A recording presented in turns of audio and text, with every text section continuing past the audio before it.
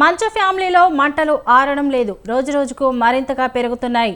Manchu Manoj police స్టేషన్కి వెళ్లి complaint చేయడం, ఆ తర్వాత మోహన్ బాబు మంచు మనోజ్పై కంప్లైంట్ చేయడంతో ఈ వివాదం మరింత ముదిరింది. ఇంటి నుంచి పోలీస్ స్టేషన్కు చేరిన గొడవ ఆ తర్వాత మీడియాపై దాడి చేయడం వరకు వచ్చింది.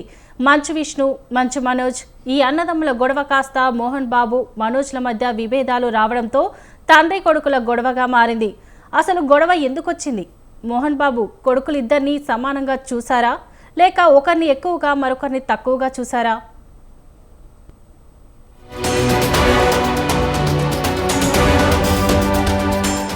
మంచు మనోజ్ స్వయంగా పోలీసులకు ఫిర్యాదు చేయడం, ఆ తర్వాత మోహన్ బాబు వాట్సాప్ ద్వారా ఫిర్యాదు చేయడంతో అసలేం జరిగింది, ఎందుకు ఈ వివాదం అనేది ఆసక్తిగా మారింది. అయితే మోహన్ బాబు ఇంటి పని మనిషి అసలేం జరిగింది అనేది తెలియజేస్తూ సంచలన విషయాలను బయటపెట్టింది. మోహన్ బాబు, మనోజ్ మధ్య అసలు వివాదం సిబ్బంది విషయంలో మొదలైందని, అది పెరిగి ఘర్షణకు దారితీసిందని వెల్లడించారు. మోహన్ బాబు సిబ్బంది ప్రసాద్ అనే వ్యక్తి తప్పు చేయడంతో మనోజ్ ప్రసాద్పై దాడి చేయబోయారు. తన సిబ్బందిపై చేయి వేయవద్దని మనోజ్కు మోహన్ బాబు చెప్పారని పేర్కొన్నారు. తన సిబ్బందిని తానే భయంలో పెట్టుకుంటారని మనోజ్ను తోసేశారని చెప్పారు. తర్వాత ఒకరినొకరు తోసుకున్నారని వివరిస్తూ తొలుత గొడవ అంతా స్టాఫ్ గురించే జరిగిందని చెప్పారు. కొంతకాలంగా కుటుంబంలో చోటు చేసుకున్న పరిణామాలు ఈ వివాదంతో బయటకొచ్చి ఇద్దరి మధ్య వాగ్వాదం జరిగిందని వివరించారు.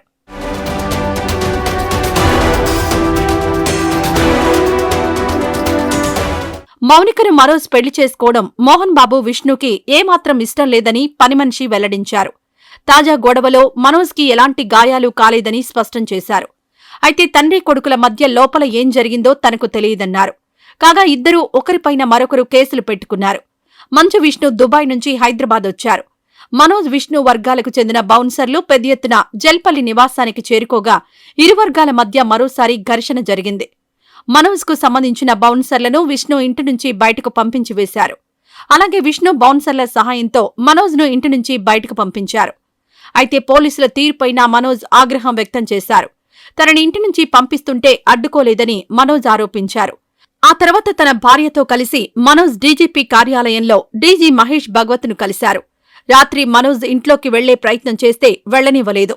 దీంతో అక్కడికొచ్చిన మోహన్ బాబు జర్నలిస్టుపై దాడి చేయడంతో ఈ వివాదం మరింత ముదిరింది. మోహన్ బాబు మీడియాపై దాడి చేయడాన్ని జర్నలిస్ట్ సంఘాలు, పలువురు రాజకీయ నాయకులు ఖండించారు. మీడియాపై దాడి చేసిన అనంతరం మోహన్ బాబు ఓ ఆడియో మెసేజ్ రిలీజ్ చేశారు. మనోజ్, నువ్వు నా బిడ్డవి. లక్ష్మీ ప్రసన్న, విష్ణువర్ధన్ బాబు, మనోజ్ కుమార్. నిన్ను ఎలా పెంచానురా నేను? అందరికంటే నిన్నే గారాభంగా పెంచానురా. నీకే ఎక్కువ ఖర్చు పెట్టి చదివించాలని ప్రయత్నం చేశానురా. నువ్వు ఏది అడిగినా నేను నీకు ఇచ్చానురా. కానీ ఈ రోజున నువ్వు చేస్తున్న పని బిడ్డల గుండెల మీద తంతారంటారే, అలా తన్నేవరా. మనసు ఆవేదనతో కింగిపోతుందిరా. నేను మీ అమ్మ ఏడ్చుకుంటున్నావురా. జర్నలిజం ఉన్నది లేనిది, లేనిది ఉన్నట్టు రాస్తున్నారా. నువ్వు నన్ను కొట్టడం ఏంట్రా? నా బిడ్డ నన్ను తాకలా. ఇద్దరం ఘర్షణ పడ్డాం కొన్ని కారణాల వల్ల. ప్రతి ఫ్యామిలీలోనూ ఉంటాయిరా ఇవి. ఇన్ని సంవత్సరాల్లో మన విద్యాలయాల్లో ఒక్క తల్లి గాని, ఒక తండ్రి గాని ఏమైనా చెప్పారా? నువ్వు నా పరువు ప్రఖ్యాతులు మంట కలిపావు. ఏమిటి నేను చేసిన అన్యాయం? నీకు జన్మనిచ్చాను, అదా నేను చేసిన పాపం? నా ఇంట్లో పనిచేస్తున్న వ్యక్తుల గురించి పోలీస్ స్టేషన్కి వెళ్లి చెప్పవలసిన అవసరం అతనికి లేదు, హక్కు లేదు. మోహన్ బాబు తన సొంత నిర్మాణ సంస్థ అయిన శ్రీ లక్ష్మీ ప్రసన్న సంస్థ నుంచే విష్ణును హీరోగా పరిచయం చేశారు. అలాగే మనోజ్ను కూడా తన సొంత నిర్మాణ సంస్థ నుంచే హీరోగా పరిచయం చేశారు. విష్ణు సూర్యం, గేమ్, కృష్ణార్జున, సలీం, గాయత్రి 6 సినిమాలను విష్ణుతో మోహన్ బాబు నిర్మించారు. ఇక మనోజ్ విషయానికొస్తే శ్రీ, రాజుభాయ్, నేను మీకు తెలుసా, జుమ్మంది నాదం సినిమాలను మనోజ్తో మోహన్ బాబు నిర్మించారు. అయితే మంచు ఫ్యామిలీ అంతా కలిసి పాండవులు తుమ్మెద అనే సినిమా చేశారు. మొత్తంగా విష్ణుతో 6 సినిమాలు, మనోజ్తో 4 సినిమాలు నిర్మించారు.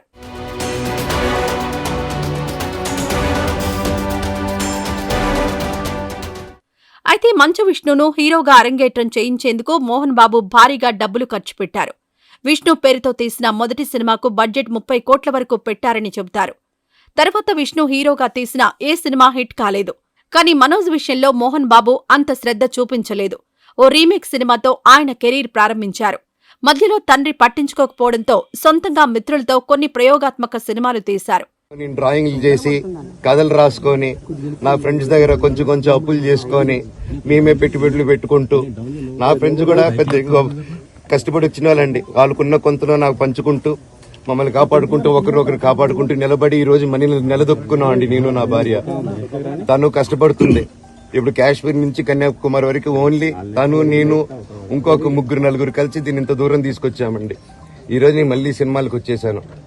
అందుకే ఈ రోజు నేను నిలబడపోతే ఇది నా పిల్లలకి చెప్పేది కరెక్ట్ కాదు, ఎవరికి కరెక్ట్ కాదు.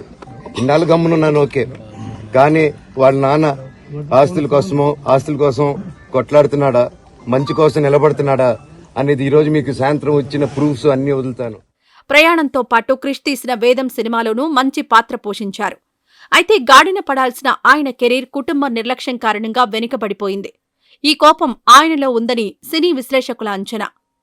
మొత్తంగా మంచు మనోజ్ విషయంలో మోహన్ బాబు మొదట్నుంచి వివక్ష చూపారనే వాదన కూడా ఉంది. అందుకే మనోజ్ గురించి పెద్దగా పట్టించుకోలేదని, వ్యాపారాలన్నీ విష్ణు కేంద్రంగా ఉండడం కూడా మనోజ్ అసంతృప్తికి మరో కారణమని తెలుస్తోంది. మొత్తంగా పెదరాయుడి తీర్పు కన్నబిడ్డల విషయంలోనే వివక్షతో కూడుకుందనే వాదన బలంగా వినిపిస్తోంది. మరి ఈ వివాదం ఏ మలుపు తీసుకుంటుందో చూడాలి.